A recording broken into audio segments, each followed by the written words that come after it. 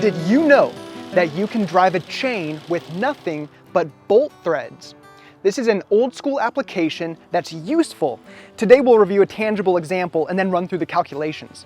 In my case, I needed a 26-inch sprocket with a 23-inch bore. And nothing like that is available. I could have had it custom made.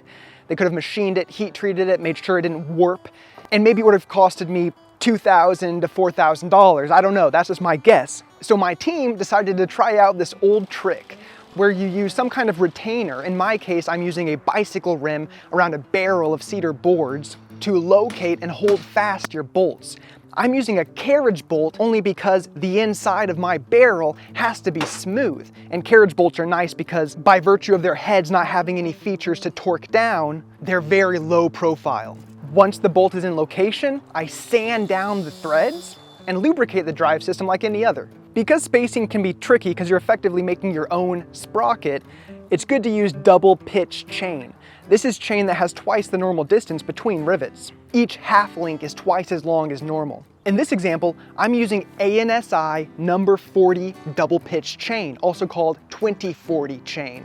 And I'm using 1/4 fasteners, so the major diameter is a 1/4 inch. Once you have the teeth in place and everything's aligned, loop the chain and you're ready to go. Now, in terms of calculations, I estimate that my application requires a 1/4 horsepower. For a factor of safety of 2, I'll use a 1/2 horsepower motor. The old horsepower to torque equation is that your horsepower equals your torque multiplied by your rotations per minute divided by 52 so the units play nice. Rearranging that, we get that torque equals 52 times horsepower divided by RPM, or your rotations per minute. My horsepower is 1/2, and based on the gear reduction, I have an 1800 RPM motor going through a 40-to-1 gearbox, and then driving a barrel that's 10 times the size of the drive sprocket in terms of diameter, so my RPM is 4.5. We'll dive into gear ratio in another video. So that means the maximum torque that this motor can output is 584 foot-pounds. There's 12 inches in a foot, so that's 7,008 inch-pounds. I wanted in inches because that's how I've measured all of my diameters. The bolt threads are poking out around a 26-inch diameter barrel with a 13-inch radius or lever arm. So 7,008 divided by 13 inches is 539 pounds. That means to properly size a fastener, we need it to be equal to the demands from that 1/2 horsepower motor. At the same time, we have geometric constraints, and we need to pick a fastener that can nicely fit inside the chain like a tooth. We also need to make sure that our chain is strong enough to withstand the demands from the motor. This double pitch ANSI 40 chain, this 2040 chain, does have a load rating of 600 pounds, so we're good there. 600 is greater than 539.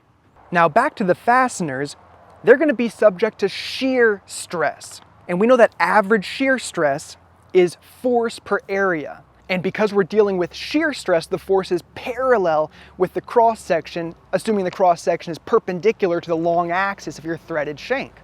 So given our max load of 539, if we divide that by our area, pi r squared, r being the radius of a 1/4 fastener, and we'll use the minor diameter, that is the smaller diameter that doesn't account for the threads, divided by 2, that's 0.192 divided by 2 for the radius, then we can get an expression for our maximum allowable shear stress for a factor of safety of 2.